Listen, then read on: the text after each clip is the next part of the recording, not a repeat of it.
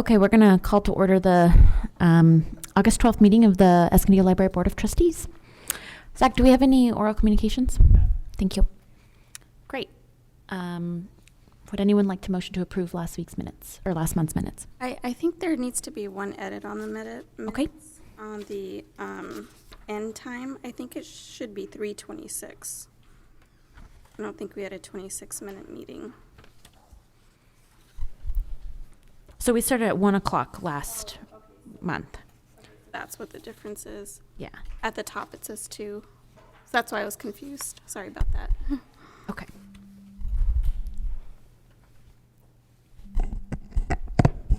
Okay, great. Dara, did you want to bring up or discuss the fine for you recommendation letter? Prior to doing that, could we finish making? Oh, I'm so sorry. We'll just need a second. Motion by Gaz. Okay, great. Let's vote. Motion approved 5-0.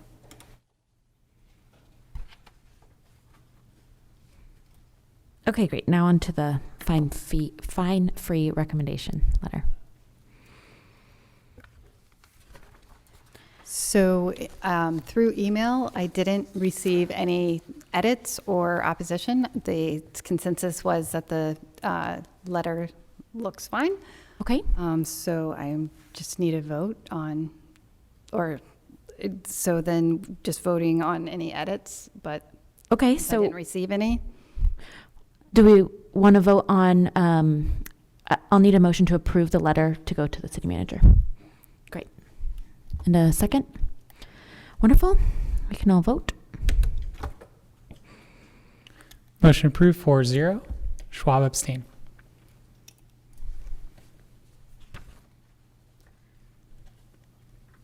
All right, great. And then I think we have a literacy service update.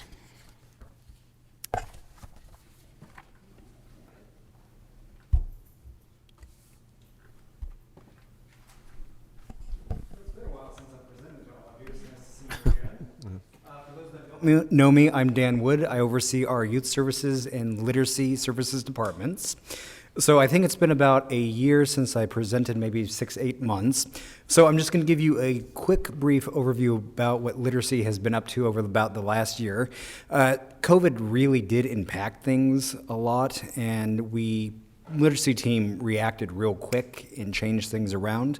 I think at the last meeting I had presented that literacy learner packs had been going out to our adult learners and our family for literacy learners.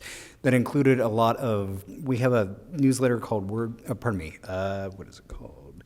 News for You, that presents current news stories in easy to understand English language and gives them the chance to read those news stories and then kind of go back and reflect on what they learned. That was great, and they had other activities that they would mail back to Sheila, who is one of our workers in literacy. She's got a teaching degree, so that's really allowed her to tailor-make our lessons to each of the learners. So over the last year, during COVID and then when we reopened a little bit, the learners have completed such programs as creating bird feeders, reading about bird feeders, just to nature. We had a really fun virtual science presentation from the Birch Aquarium for our Families for Learners. So that was really cool. Our literacy staff contacted them and they, over Zoom, presented to our families to marine biologist about what was at the Birch Aquarium, and that was one of our bigger popular programs. So a lot of hands-on learning while we were closed, and then most recently when we've now reopened up, our one-on-one tutoring has continued not only through Zoom and email, FaceTime on the phone, but several of our learners and volunteers who were comfortable with it were meeting out in public, but we've now moved that to some of our literacy cubicles in the library, which during the season is nice and air-conditioned, so they've been very pleased with that. Classes have continued throughout the summer. We presented a writing class, a summer creative writing, and then again that weekly News for You that I mentioned, an opportunity for our learners to meet virtually and get that class training again. So it's been very good, and something we're quite proud of is handing out 1,800 books to our literacy learners and families to build their own home library. So they own these books, and they're very proud of owning these books. And Sheila curated them specifically related to the learners' interests of what they have learned. Sheila and Myrna very much take a personal approach to the learners because it's not all cookie cutter. Each learner has specific goals that they're trying to attain, be it getting their citizenship, graduating high school, practicing to put their resume together for a job interview. It's quite dynamic and diverse of what we offer there.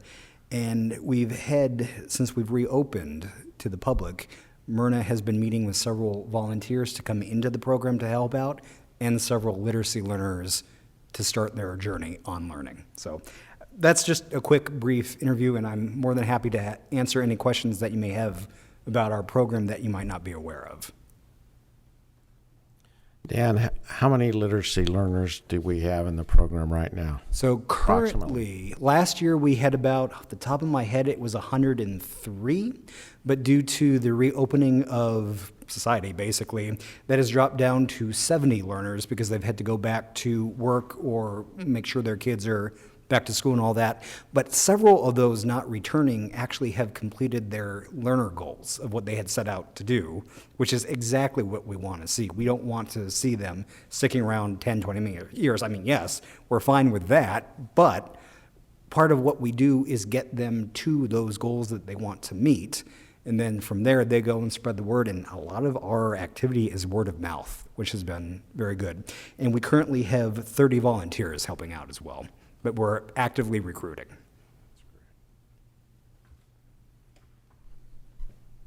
Anyone else? No? Great. Thank you so Okay. much. Thank you.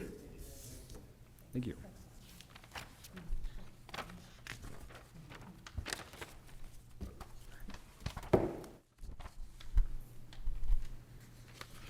All right, John, you're up. Would you like to discuss the strategic planning committee process or progress?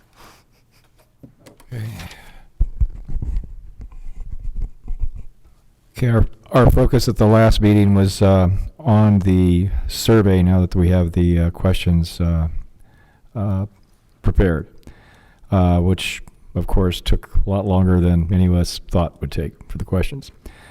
We've narrowed down the time frame for the survey, and that will be mid-October through approximately November 20th, maybe sooner, maybe a little later, but we wanted to get it out of the way before the holiday season starts. We've also begun to identify the makeup of our focus groups. We're going to, at this point, we're looking at 10 focus groups, and 5 of them are going to be addressing the underserved community. And that is being done primarily with the help of our 2 committee members from the Education Compact, Patty Huerta and Maribel Reyes. At our next meeting, we're going to start defining the survey, marketing, and delivery procedures that we're going to have in place so that we can open up in October. We're thinking of having a booth at the farmers market. They've already said that we're welcome to do that. And there's also talk about what we could do at the Grand Avenue Festival, should one take place. It's now planned for October 17th. But our focus right now is getting the survey delivered to as many people as possible, especially those in the underserved portion of the community. Any questions? No, just in addition. So for the focus groups, we do have each of you on the list as, people will reach out to attend and participate. Same goes for the marketing. So we're going to be putting together a list of events that we would likely need, representation from the board at. So we'll let you know as soon as we know the dates and the times and everything like that. Yes, good information. The focus groups are planned to take place between probably the last week of January and the first 2 weeks of February. We have not identified the exact time frame, since we're looking at getting 1 or 2 LS&S people here from the East Coast to do this.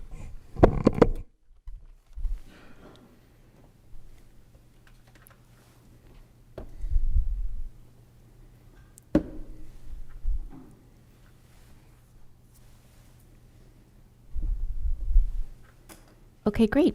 Moving on is the informal trustee reports. Would anyone like to start?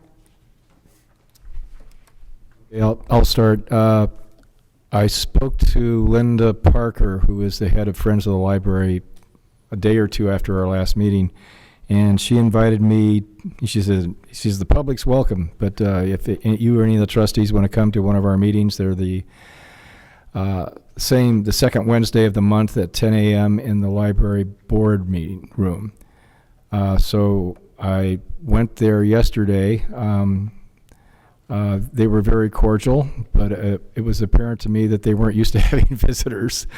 But we discussed something that I thought they should look at, and they're going to take it under advisement that they're going to go over it, I guess, at some subcommittee level and take it under, make a decision on what they're going to do at the next meeting. And that's going to, the idea was to what can be done to help people who can't afford to pay their fees for a lost or damaged book.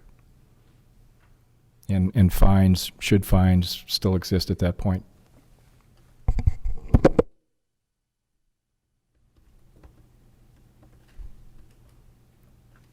I'll go next. So my supervisor at work, he lives in Escondido, and he established with his children and his wife that Wednesday afternoons are going to be library days for them.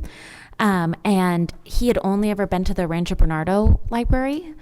And I gave him, he knows I do this. And I said, hey, you got to check out Escondido. And he did. And he said that the offerings that we have are like above and beyond what Rancho Bernardo has. And so they're going to come to our library from now on.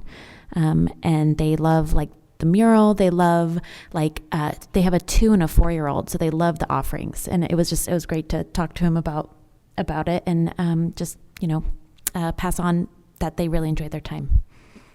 Yeah. I went to the library at least twice just to look around. I just think it's so professional. I'm so pleased with what I see. I see people engaged in learning in many different ways, and I think we should be very proud of the fact that we've got this kind of a library, and I didn't see any instances of things that sometimes we get criticized for. There's plenty of books to choose from. There's plenty of e-books to choose from. I counted 12 people on computers. The quiet area was full. And then the area way in the back had a few people studying. And then I went upstairs. There were kids, very well behaved, learning. Parents were there. I had a nice talk with Cookie about volunteers because I think historically one of the greatest things this library ever has done is the number of people that faithfully volunteer. Because we have to remember, they not only volunteer, they go out in the community and they're our best public relations. You can make all kinds of fancy posters and you can send magazines, but these people, word of mouth, are our best, absolute best public relations. And so I'm pleased. We don't have them all back yet, but we're getting very, very close. And I'm really pleased that Cookie's back working full time, and we're getting this back where it should be. I also took a little tour of the Friends used or bookstore. I talked with Elmer. He said they are getting so many. I guess people cleaned out over this pandemic, because Elmer says they're getting so many books they don't know what to do with them. But that was kind of interesting to walk around in there. But I just am very, very pleased when I go to the library to see what a great place for learning that it is and how professionally it's run.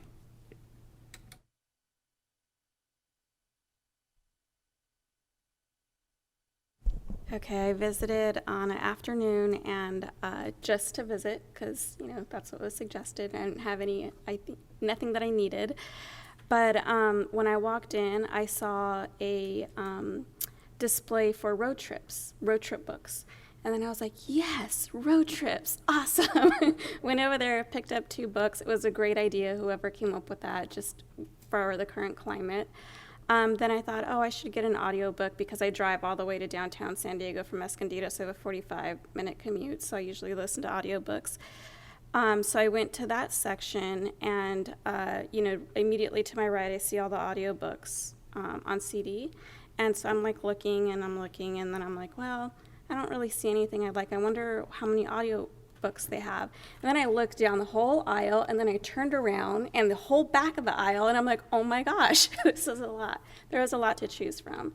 I was pleasantly surprised with how many things that I was able to grab as I was browsing. I ended up leaving with 5 things.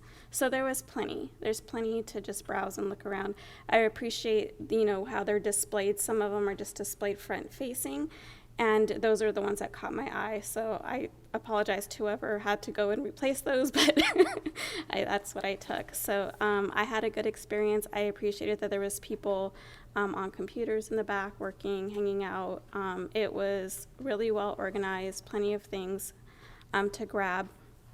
I also visited this downtown San Diego library because I've never been there, and I really, just to get an idea of what you were talking about with the shorter shelving space, and I really love that. I think it's going to be a great addition when we're able to do that.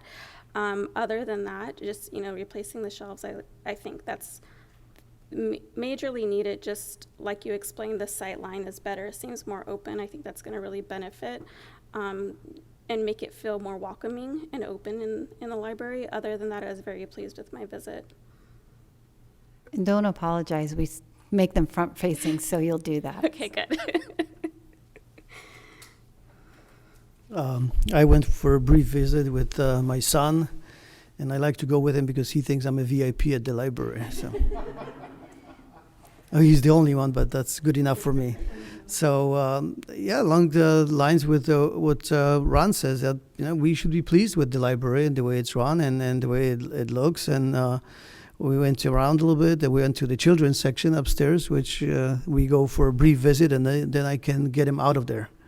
But I think everybody's doing a great job at the library, and we all really appreciate it. Thank you.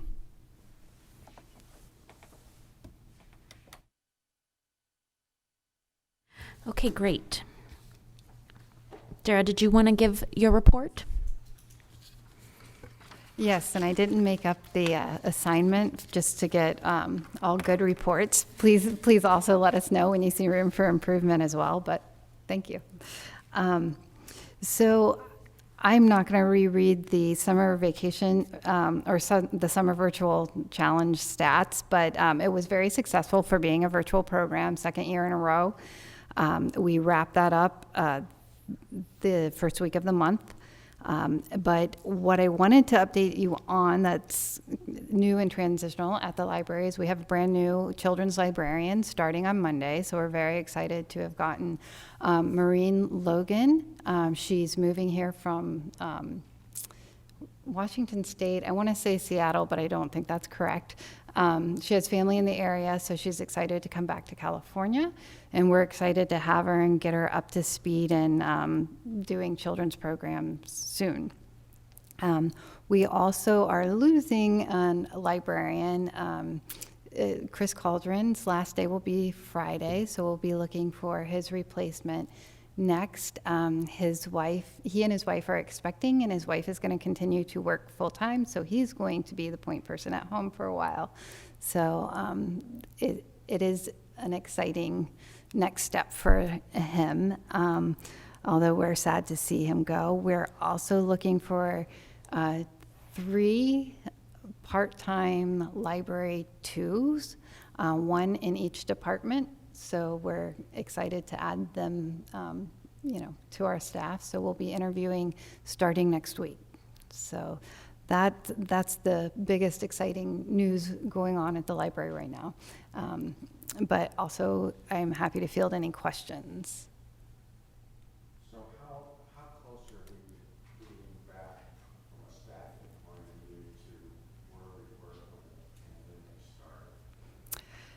started? Actually, so the library 2 assistant, or the library assistant 2 positions were ones that I had I had put placeholders for. I knew we wanted them, and then COVID happened. So we'll actually, once we find Chris's replacement, we'll be back to full staff. We're pretty much there now, but with the level of busyness, and we did have, we're one position away from being full staff, actually. Sorry, I had to think about that. That was math and talking all at the same time. Sorry, guys. One of the big issues when we made the transition was how many people had their masters of library science. Mm-hmm. Are we still pretty close to what we were prior to LSMS? Katie, can you help me with that question? Because I can't speak to, did we lose any librarians? Because, So we're actually going to be gaining a librarian position from when we first transitioned to the contract. Excuse me. So we currently have Dara, me, Azar, Dan, Kathy, Jessica, and then we're going to get Maureen. So Maureen will be our children's librarian. So we currently have like 7. But Chris's position is technically right now a library assistant 3, and we are hiring it out as a librarian. So we'll be adding an eighth my library science mastered librarian at that time. and we have 2, Those fears really didn't come to. No. Okay, that's why I asked the question. Yeah. and we have 2 employees chipping away at theirs. So, yeah.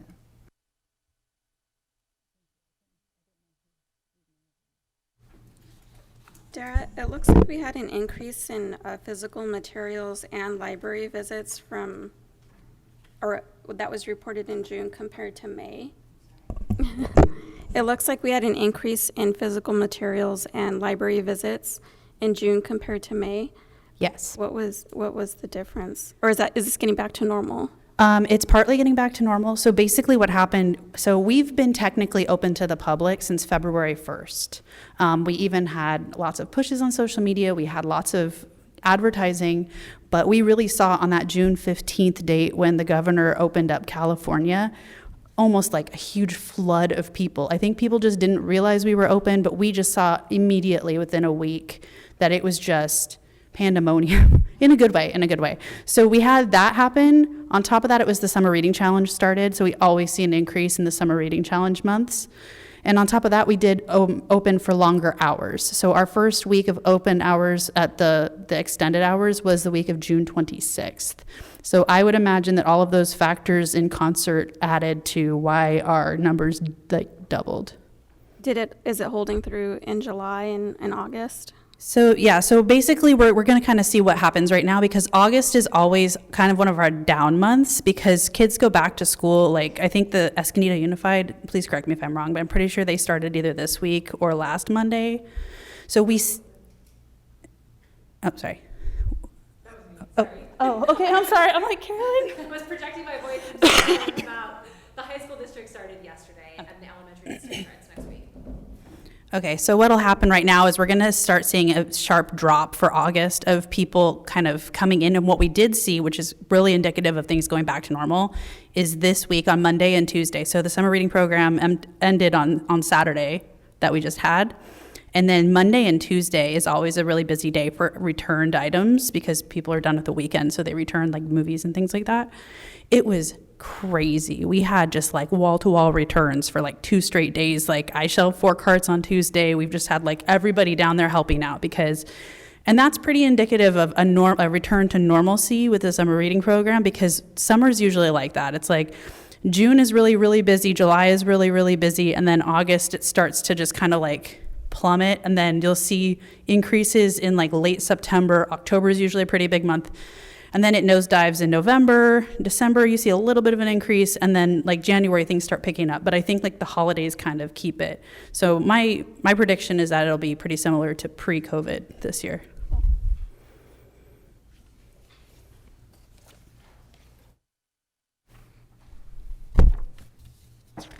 I'm just making sure that that was the last thing because I adjourned last month's meeting. Yes. Hi, everybody. For the record, I'm Joanna Axelrod, Deputy City Manager, blah, blah, blah. I just wanted to let you know that Dara and I will be presenting to the City Council on August 25th. We're going to be doing an update presentation on the library. It's going to be a really wonderful rah-rah celebration of COVID adaptations and all the amazing diverse programs that we have. We're going to go over some of those staffing misconceptions. So we encourage you guys to come if you feel comfortable doing so. Speak during oral communications about your experience as trustees and share those same stories that you just shared during your opportunity to talk about your interactions around the library, because I think it's really, really valuable for the council and the community to hear. You are the most directly involved in overseeing library operations, and so what you have to say and your feedback on things really means a lot, especially to the council. So that meeting starts at 5 p.m. We're going to be one of the first items on the agenda. Hi, Mayor. And I really encourage you to come and share that same feedback that you just shared with us, because I know they'll love to hear that. So we hope to see you there. And Carolyn, before adjourning, there are just two items to be aware of. We have this letter for Sean, and before everyone leaves, I could have everyone sign that. That would be really good. And for next month's meeting, there's actually a conflict, scheduling conflict here in council chambers. There's going to be an all-day staff training that's taking place. So I have a few alternative dates that I want to throw out there and see if we can maybe come to a time frame that might work for you guys. First day would be, instead of doing it on Thursday, September 9th, would actually be Wednesday, September 8th. Any of these days could also take place. The meeting could be at 1 p.m. or 2 p.m.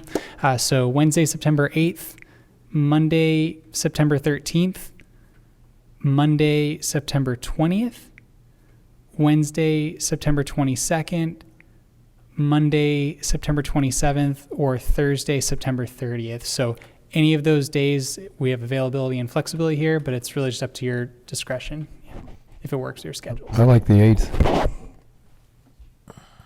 Does the 8th work? Any conflict? Normal time frame, 2 o'clock, would that be preferable? 2 p.m. would work for me. 2 p.m.? All right, perfect. I'll schedule accordingly then. Thank you. Great. Thank you. Since we have a mayor in the audience, would the mayor like to say anything?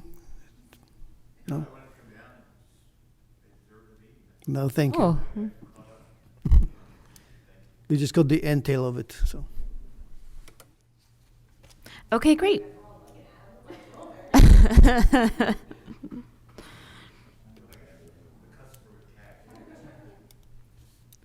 Well, I'm sorry you only caught the last bit of it, right? Okay, well, I will then adjourn the August 12th meeting of the Escondido Library Board of Trustees.